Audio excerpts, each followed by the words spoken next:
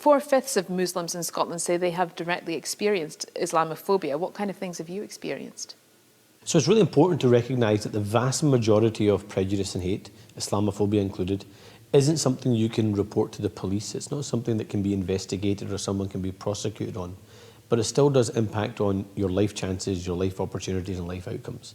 So one part of direct Islamophobia could well be a violent incident. So it could be a woman getting her headscarf pulled from her head, for example, if she's on the bus or waiting at the underground.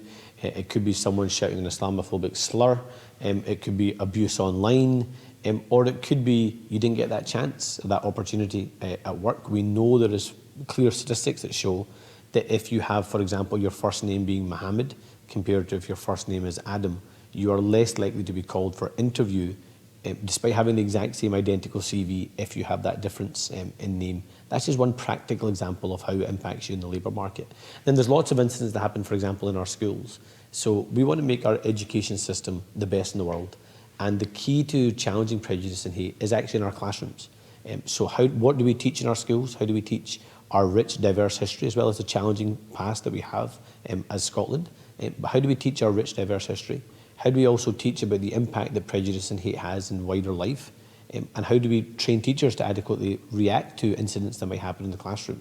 Because if we educate a child, that child will then go home and educate a family, and those families will educate whole communities. And that's why education is the answer to challenging prejudice and hate rather than our criminal justice system.